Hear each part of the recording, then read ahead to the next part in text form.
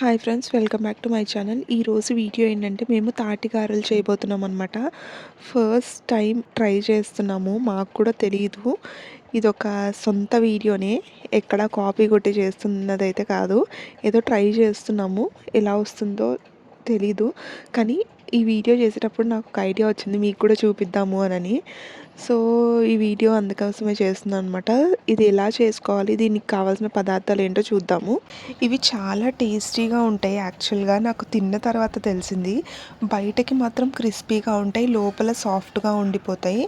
కానీ టేస్ట్ మాత్రం అదిరిపోతుందండి. యాక్చువల్గా మా మమ్మీ వాళ్ళు చిన్నప్పుడు ఎక్కువగా ఈ తాటి చేప ఇవి కొనుక్కొని తినేవాళ్ళంట. కాకపోతే నాకు ఎప్పుడన్నా ఇచ్చేది మా అమ్మ, ఒకసారి టేస్ట్ చూడు చాలా బాగుంటుంది అని. నాకు నచ్చకపోయేది. కానీ ఈ తాటి వడలు చేసిన తర్వాత నేనే ఒక 4-5 తిన్నాను, అంత టేస్టీగా ఉంటుంది.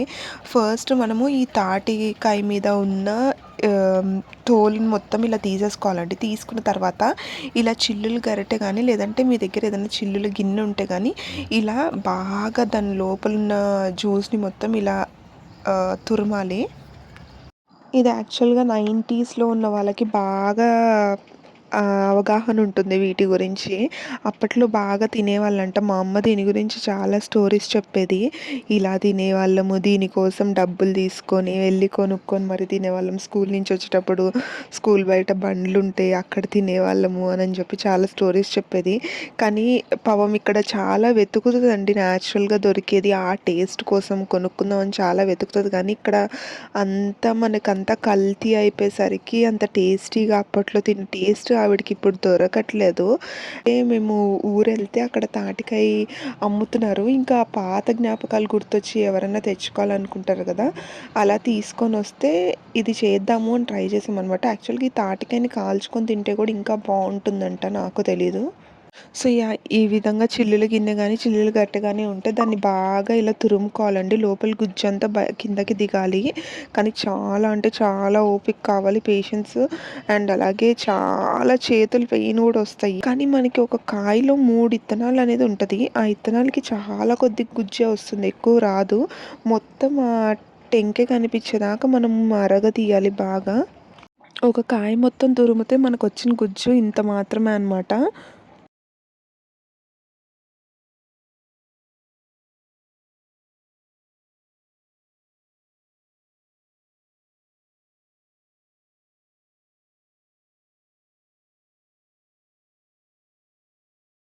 అండ్ అలాగే నెక్స్ట్ ఇంగ్రీడియంట్ వచ్చేసి బెల్లం అనమాట. మేము బెల్లం తురుముకొని తీసుకున్నాము. మీకు కావాలంటే మీరు టోటల్గా షుగర్ కూడా తీసుకోవచ్చు. మేము హాఫ్ షుగర్, హాఫ్ బెల్లం తీసుకున్నాము. బెల్లంని ఈ విధంగా తురుముకొని వేసుకోవాలి. యాక్చువల్గా ఏంటంటే తాటికాయ, తాటి చేప ఇవన్నీ చేదు అనేది ఉంటుంది. సో ఆ చేదుని కవర్ చేయడం కోసం న్యాచురల్ స్వీట్నెస్ అయితే యాడ్ చేసాము.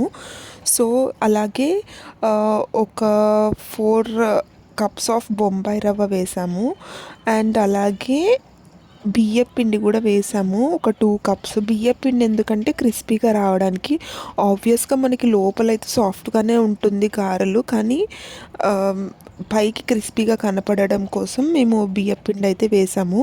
ఇవన్నీ బాగా మిక్స్ చేసుకోవాలి, అన్నీ బాగా పట్టాలి. స్వీట్నెస్, పిండి అవన్నీ బాగా పట్టాలి. అండ్ పిండి వచ్చేసరికి బాగా గట్టిగా అవ్వకూడదు, బాగా మెత్తగా కూడా అయిపోకూడదు. నీట్గా మనం వడలు ఎలా వేసుకుంటామో ఆ టెక్స్చర్ వస్తే చాలు. సో ఇది బాగా కలుపుకోవాలి. మనము తురుముకున్న బెల్లం కూడా మధ్య మధ్యలో కొంచెం కరగదు, కాబట్టి దాన్ని కొద్దిగా గట్టిగా పిసుకుంటా నీట్గా కలుపుకోవాలి, మిక్స్ చేసుకోవాలి. ఇది యాక్చువల్గా స్టార్ట్ చేసినప్పుడు తెలియలేదు, కానీ చేసిన తర్వాత ఇది చాలా పెద్ద ప్రాసెస్ అండి. చాలా పేషెన్స్ కావాలి, ఓపిక కావాలి, అండ్ ఎవరో ఒకరు సపోర్ట్ కూడా కావాలి పక్కన. ఒక్కళ్ళే చేయలేము. నేను ఈ వీడియోలో పక్కా మెజర్మెంట్స్ అయితే చెప్పట్లేదు, మీరు చేస్తుంటే మీకే ఆ మెజర్మెంట్స్ అర్థమైపోతుంది. ఎందుకంటే నేను కూడా ఫస్ట్ టైం చేయడం కాబట్టి నాకు కూడా యాక్చువల్ పర్ఫెక్ట్ మెజర్మెంట్స్ అయితే తెలీదు. స్వీట్నెస్ అయితే మీరు ఎంత స్వీట్ తినగలుగుతారో అంతే స్వీట్ వేసుకోవాలి. అండ్ అలాగే బియ్యపిండి అండ్ బొంబాయి రవ్వ అయితే మీరు పట్టుకొని కలుపుతుంటే ఆ టెక్స్చర్ అనేది మీకు తెలుస్తుంది. సో ఈ విధంగా మనము అచ్చులు చేసుకొని గారెలాగా చేసుకొని ఫ్రై చేసుకోవడమే. సో లైట్ బ్రౌనిష్ కలర్ వచ్చేదాకా ఫ్రై చేసుకోవాలంట, మరీ మాడనీయకూడదు. అండ్ అలాగే మా మదర్ ఒక స్టోరీ అయితే చెప్పింది, నాకు చాలా బాగా అనిపించింది తాటికాయ గురించి. అది మా మమ్మీ మాటల్లోనే నేను మీకు వినిపిస్తాను. ముందుగా తాటికాయ గురించి చెప్పాలంటే, తాటి చెట్టు ఉంటుందండి. తాటి చెట్టు నుంచి కళ్ళు తీసుకోవచ్చు. తర్వాత తాటికాయ లేతగా ఉన్నప్పుడు తాటి ముంజలు వస్తాయి. తాటికాయ ముదిరిన తర్వాత దాన్ని కాల్చి తాటి చేప తీస్తారు. దాంతోనే ఆ వచ్చిన గుజ్జుతోనే, కాల్చకుండా పచ్చిగా వచ్చిన గుజ్జుతోనే మనం ఇలా గారెలు, వడలాగా, దిబ్బ రొట్టెలాగా అలా చేసుకోవచ్చు. అంటే ఒక్కొక్క ఊరిలో ఒక్కొక్కలా చేసుకుంటారు. మేమైతే కాల్చుకొని ఇలా వడల్లాగా చేసుకుంటాం. కానీ ప్లెయిన్గా కాల్చుకున్నది అలా గుజ్జులాగా కూడా తినేస్తాము.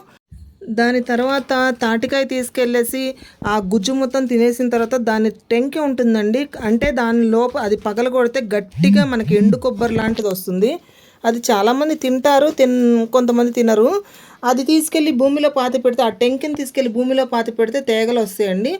ఆ తేగల్ని కాల్చుకొని మనం తేగలు తింటున్నాము, అమ్ముతూ ఉంటారు, సీజన్ వైజ్గా అమ్ముతారు. ఈ తాటికాయ వల్ల చాలా బెనిఫిట్స్ ఉన్నాయండి. ఏది తిన్నా హెల్త్ పరంగానే ఉంటుంది.